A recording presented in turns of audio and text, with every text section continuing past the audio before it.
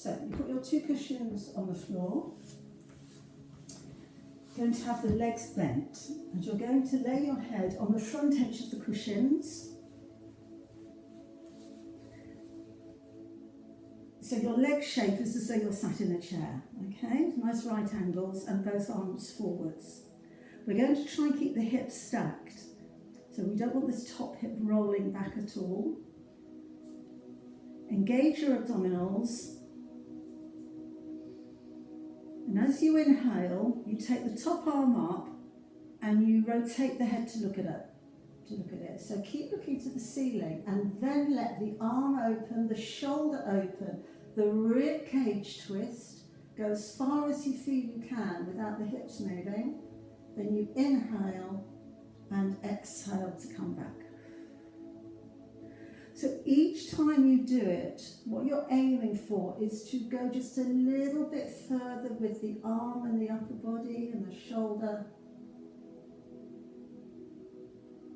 And inhale up and exhale back.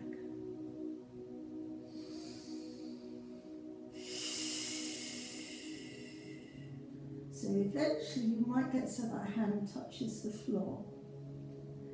You can take the head further and let it follow the arm completely, but that doesn't suit everybody. Some people get too much tension in their necks, so sometimes it's just quite nice to keep looking upwards and not force anything. Remember, in Pilates, everything should be manageable. Nothing should be a strain. It's a challenge, but not a struggle. Got 3 more to go. Tummy button drawing gently to the spine and the hips staying stacked. And again.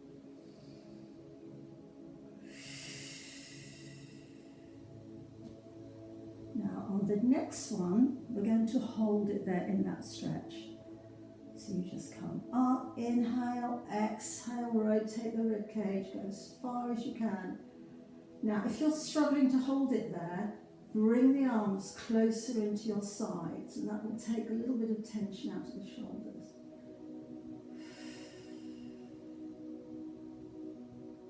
That rotating side of your rib cage, really feel it melting into the floor with each exhalation. One more breath. And then bring it up and over and back to your starting position. We're going to come to the other side now.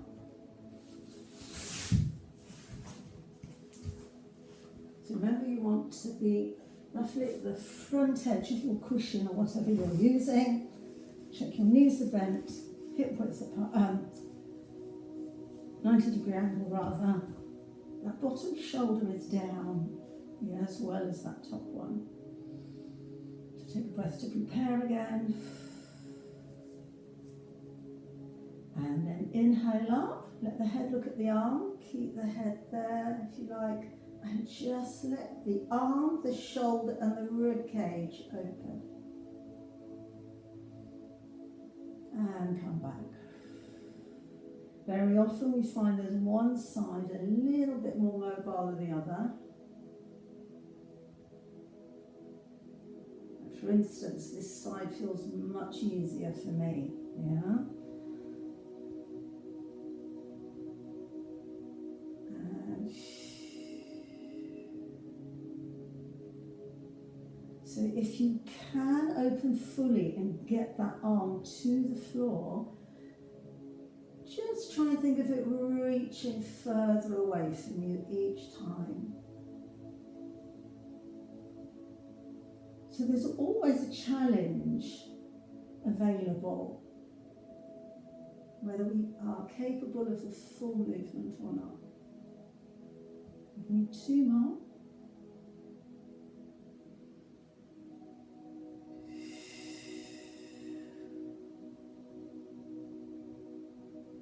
On this next one, we're going to hold it there.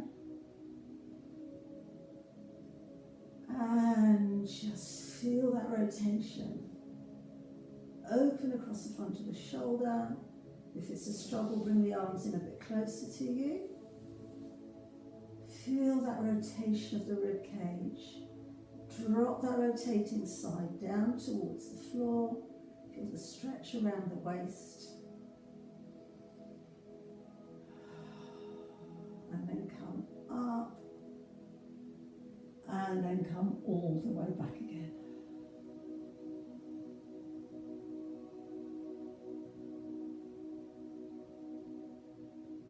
This section is going to be on your front. If you do want a little cushion to put under your head, that's fine. But we're going to start with one hand on top of the other, or fingertips touching, and just resting the head on the hands. Just make sure your tummy button is lifted off the floor. Tailbone and pubic bone pointing to the floor, so the pelvis is not tilting. Shoulders down. And as you exhale, think of lengthening one leg away from you and it floats off the mat. Inhale as you lower, then move on to the other side. Exhale as you lengthen to lift. Inhale as you lower. So do alternating legs. And remember, because you're lying on your front, you can really open up the back of the rib cage as you breathe in, and soften it as you breathe out. Now, as we lift each leg, we're going to start lifting the upper body at the same time. So you can extend and lift as you lift the leg, and then lower. So taking the head off the hands and the chest and part of the rib cage off the mat. So you can keep your hands and even your forearms on the floor if you like. Or if you want to go further, lift the arms off the floor, keeping the head resting on the hands. So alternating legs and the upper body, all at the same time. Checking your torso is nice and square onto the mat. If you find it easier to inhale as you lift, that works fine as well. Doesn't have to be very high. And your slightly easier option would be just to do the legs or just to do the upper body. So doing both together is your final progression for this one for today. Just do 2 or 3 more, so you've done the same number on each side with the legs.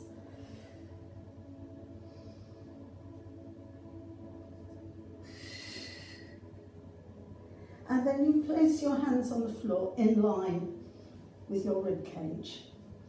You push yourselves up, so you straighten the arms and the body comes into a straight line. You then tuck the toes underneath you and straighten those legs. From here we're going to do a stretch, so you point your bottom up to the ceiling. Feel the extension through the calves, hamstrings and glutes. And then you come back to that straight line. If you're struggling, just pop the knees down for a moment. And again, legs are straight. Exhale, lifting the bottom to the ceiling. Inhaling while you're there. And exhale as you come down, knees on or off the mat. Inhale to prepare, 2 more times. Inhale, widen, full. Come back into a straight line. Last one, inhale to prepare, and exhale as you lift. If you want a more extreme stretch, just walk either the feet or the hands inwards slightly. So you've got more of an acute angle. And you want to try and press your heels down to the floor, and then bending one knee, press the other heel deeper, stretching the calf. Breathing wide and full. Swapping sides, pressing the other heel down, bending the other knee.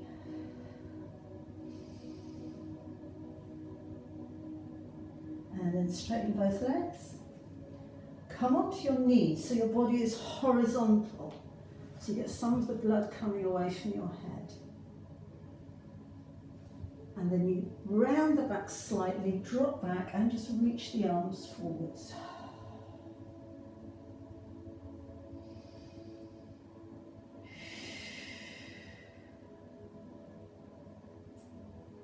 And then from here, staying on your knees. Now you can either do this next one on your forearms or on your hands. If your wrists are getting a little bit tired, then come onto your forearms. I'm going to come onto my hands for the moment, and I'm just going to do a little bit of work for the glutes. So you're going to lift one leg up so the knee is in line with the hip, roughly. Now make sure you're not sinking into that other hip, and you're going to flex the foot. So now we come down towards the floor, not quite touching. Exhale as we lift up. Now, you might be able to take the leg a little bit higher because you want to feel the glutes on that side, i.e. the buttocks, squeezing. But you don't want it to affect the upper body. So no sinking into the waist. And inhale down. Exhale up. Inhale down. And again. 2 more like this.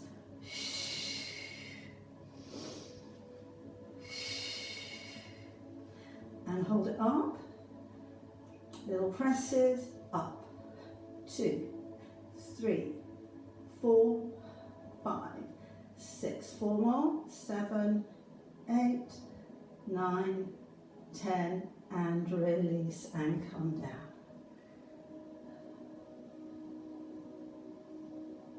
Going to go on to the second side. So again, you can be on your hands. If you prefer, you could be on your elbows, on your forearms. I'll demonstrate like that now. You take one leg up, so you feel the knee is roughly in line with the hip, foot is flexed. You bring it downwards and squeeze. So it might go that little bit higher. And exhale. Inhale down, exhale lift.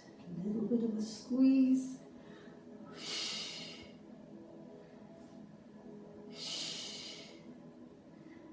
And again.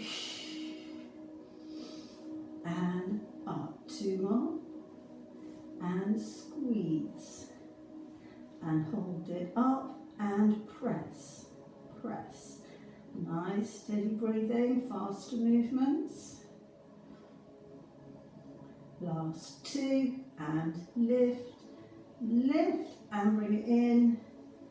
And again, dropping back for a moment, and then tuck the tail under and start to roll yourselves all the way up so the blood comes back down towards your major organs.